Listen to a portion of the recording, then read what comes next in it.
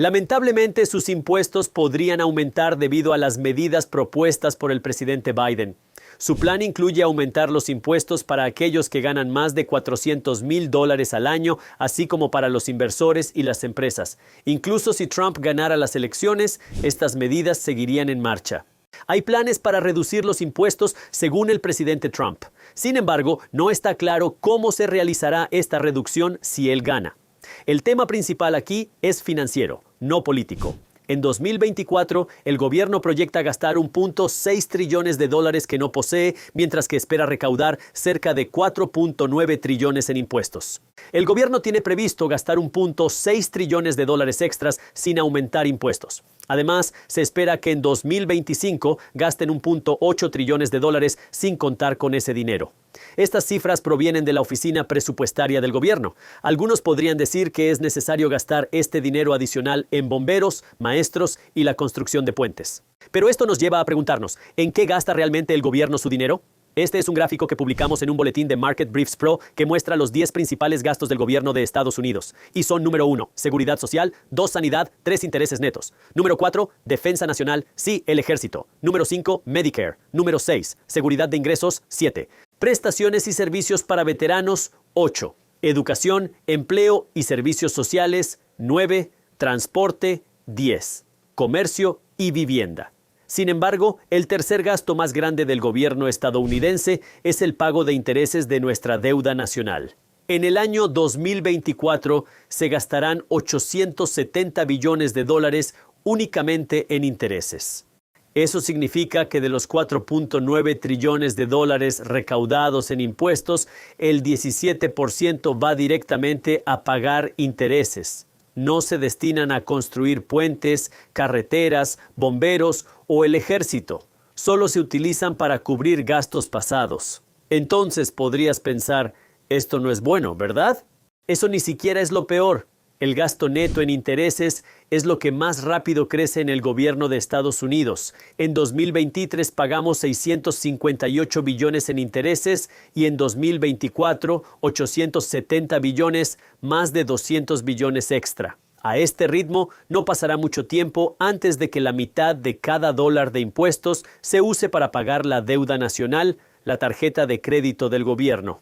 Y hay 2 razones para esto que diagramamos en los informes de mercado y les mostraré en gráficos aquí. La primera razón es que la deuda nacional en los Estados Unidos se ha disparado, especialmente después de la pandemia. Y número 2, los tipos de interés que el gobierno de Estados Unidos tiene que pagar por esta deuda también han crecido significativamente desde la pandemia.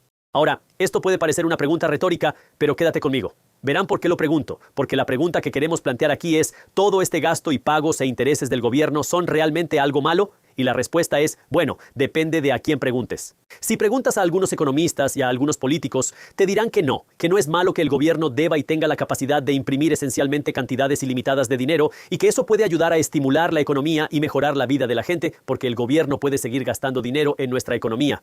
Dado que en este canal hablo sobre cómo gastar dinero de forma inteligente, creo que es importante vivir acorde a nuestras posibilidades financieras, sin gastar más de lo que ingresamos. Por ejemplo, en 2019, el gobierno de Estados Unidos gastó una cantidad considerable de dinero, alrededor de 4.4 o 5 trillones de dólares, en lugar de recaudarlo.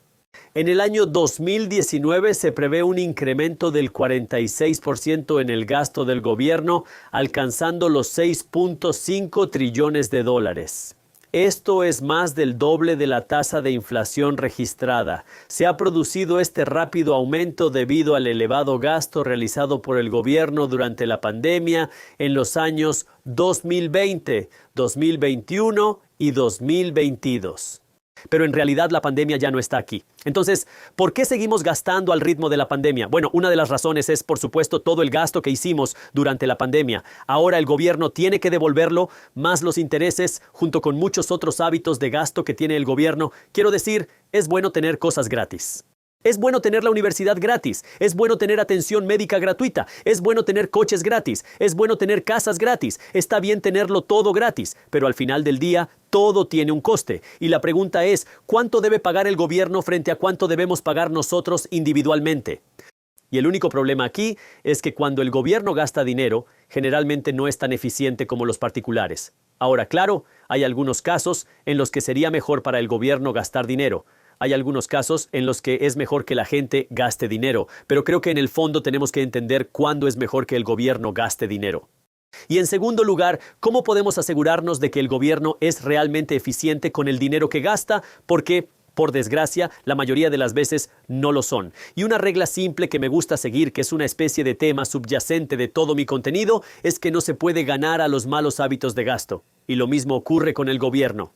No se puede imponer impuestos a los malos hábitos de gasto. Y ahora vamos a profundizar un poco para entender realmente por qué está sucediendo todo esto. Y quiero que sepan, para aquellos de ustedes que quieren mantenerse al día sobre lo que está sucediendo en las noticias financieras cuando está sucediendo. Market Briefs es un recurso gratuito que mi equipo creó para mantenerte al día sobre lo que está sucediendo con cosas como la economía, el mercado inmobiliario, las acciones, las criptomonedas y la economía global en un boletín divertido, dentro y fácil de leer. Aquí hay un enlace abajo en la descripción.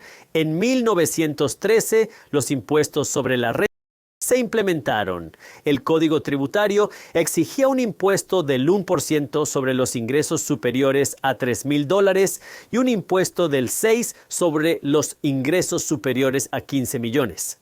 El Banco de la Reserva Federal fue creado ese año. Si ajustamos estos números a la inflación, pagarías un impuesto del 1% sobre ingresos de más de $90.0 en la actualidad y del 6% sobre ingresos de más de $15 millones. Si ganas $190,000, no atañen impuestos, pues no alcanzas el mínimo imponible. Hoy en día, no importa cuánto dinero ganes, estás pagando impuestos. Así que hemos visto aumentar los impuestos en las últimas décadas porque también hemos visto aumentar el gasto público. Y para compensar el mayor gasto público, el gobierno necesita más dólares. Porque recuerden, el gobierno de Estados Unidos tiene una fuente de ingresos y la fuente de ingresos son los dólares de los impuestos a través de los contribuyentes. Así que cuando el gobierno quiere gastar más dinero, necesita obtener más dinero. Las cosas se vuelven más interesantes y complejas, pero si me acompañas, trataré de explicarlo de la forma más simple posible. En 1913, el dólar de los Estados Unidos también estaba respaldado por oro físico. Eso significa que si el gobierno quería gastar dinero que no tenía, sería un poco más difícil porque entonces el gobierno necesitaría más riqueza, en ese caso más oro, para justificar pedir prestado más dinero. Como si quisieras salir y pedir dinero prestado, necesitas algún tipo de activos para mostrar al banco que puedes calificar para más dinero. Cierto, necesitas una casa grande para decir, hey, tengo esta casa con equidad en ella. De esa manera puedo pedir prestado más dinero, en este caso para el gobierno de los Estados Unidos. Ellos necesitaban lo mismo, pero en ese entonces el dinero estaba respaldado por oro. Pues bien, en 1971 el dólar estadounidense fue retirado del patrón oro por el presidente Richard Nixon. Y la economía estadounidense es, con mucho, la más fuerte del mundo. En consecuencia, he ordenado al secretario Connally que suspenda temporalmente la convertibilidad del dólar en oro u otros activos de reserva. Y parte de la razón de esto fue que Nixon necesitaba más dólares para pagar algunas deudas que el gobierno tenía que pagar. Así que el dólar de los Estados Unidos fue entonces separado del patrón oro y esto le dio al gobierno la capacidad de pedir prestadas cantidades esencialmente infinitas de dinero.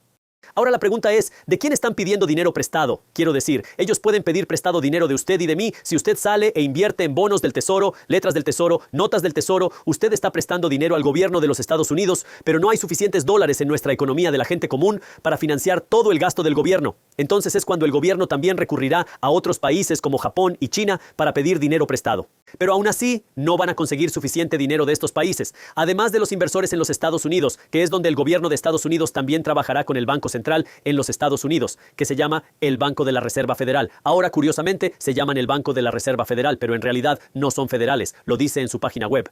No son una reserva porque no están sentados en las reservas de efectivo y otro banco porque usted y yo no podemos ir allí a depositar dinero. Pero el Banco de la Reserva Federal tiene la capacidad de imprimir dinero de la nada y prestárselo al gobierno de los Estados Unidos. Así que ahora, si el gobierno quiere gastar miles de millones de dólares por billones de dólares que no tienen antes, ¿tendrían que producir más riqueza o necesitan más riqueza para justificar ese préstamo adicional?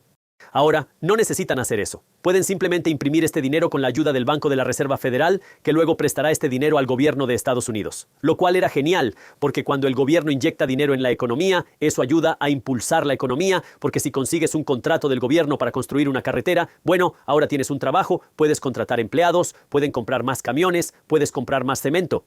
Eso estimula la economía. Así que si el gobierno está gastando miles de millones o billones de dólares en la economía para ayudar a crecer la economía, pero que también puede convertirse en un problema si el gobierno sigue pidiendo prestado y pidiendo prestado y pidiendo prestado más dinero para seguir alimentando este estímulo. Esto impulsa la economía porque, recuerden, es deuda y el gobierno tiene que devolver esta deuda más los intereses.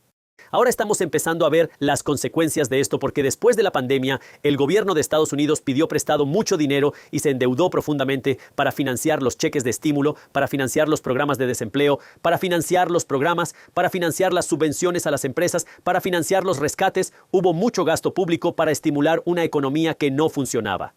Ahora nuestra economía trabaja para generar dólares. No solo para pagar y devolver el gasto anterior, sino también para hacer frente a préstamos a corto plazo y altos intereses. El gobierno de Estados Unidos no solo tiene hipotecas a largo plazo, la mayor parte de su deuda es a más corto plazo. Lo que vimos permitió la emisión de deuda durante la pandemia, incluyendo préstamos a corto plazo. En lugar de hacer préstamos a 30 años en las tasas más bajas de la historia, optamos por préstamos a 2, 3 y 5 años. Ahora, con tasas de interés más altas, tenemos una gran cantidad de deuda pública que necesita reajustarse. Y ahora que se está reajustando a los tipos de interés más altos, eso significa que el gobierno de Estados Unidos tiene que devolver esta deuda a tipos de interés más altos. Pero ¿cómo paga el gobierno su deuda? Recuerde, el gobierno obtiene su dinero de los contribuyentes a través de los dólares de los impuestos, lo que significa que más dólares de los impuestos tienen que ser utilizados para pagar esta deuda. Si no utilizan los impuestos para pagar la deuda, tendrán que pedir prestado dinero a alguien para pagarla. Es casi como pagar tu Amex con su Visa. Usted puede comenzar a ver por qué eso sería un problema. Y la razón por la que esto es una preocupación es porque el gasto de más rápido crecimiento que tenemos en los Estados Unidos hoy en día no es algo que realmente beneficie a la gente. Quiero decir, no es infraestructura, no es construir transporte público, no es invertir en tecnología. Es pagar intereses. Y eso significa que cada vez más de los dólares de los impuestos que estamos pagando se está utilizando no para mejorar nuestras vidas, sino para pagar nuestros gastos anteriores. Y así es ahora. Es una conversación difícil porque siempre que hablamos del gasto público, si el gobierno quiere reducir el gasto, eso significa que tiene que renunciar a algunos beneficios. Puede que tengan que recortar en cosas como la seguridad social, puede que tengan que dejar de invertir en infraestructuras, puede que tengan que dejar de dar dinero a países extranjeros, puede que tengan que dejar de pagar la escolarización gratuita. Y estas cosas pueden ser dolorosas porque todo el mundo quiere algo gratis, pero como hablamos mucho durante la pandemia, el tipo de dinero más caro es el dinero gratis. Porque cuando es gratis, quien paga el precio es una persona que no entiende de dónde viene el dinero. Y por desgracia, en la sociedad actual, la mayoría de la gente no tiene ni idea de cómo funciona nuestro sistema económico, de cómo funciona el dinero, de cómo funciona la inflación y de cómo funciona el Banco de la Reserva Federal. Y si no entendemos estas cosas, bueno, entonces tú eres la persona que paga el precio. La inflación beneficia a los financieros y a los educados, perjudicando principalmente a los incultos. Si observamos los datos de los últimos años, el aumento de los ingresos apenas ha seguido el ritmo de la inflación, lo que indica que muchos estadounidenses no han visto un crecimiento suficientemente rápido en sus ingresos. Al mismo tiempo, los precios de los activos, como los bienes raíces y las acciones, han aumentado considerablemente. El auge de las inversiones ha sido un efecto secundario de la inflación. Durante los últimos 5 años, el S&P 500 ha aumentado un 80%, mientras que los ingresos de la mayoría de las personas apenas han crecido un 20%. Es por eso que el conocimiento financiero marca la diferencia, ya que permite crear riqueza para uno mismo, su familia y comunidad.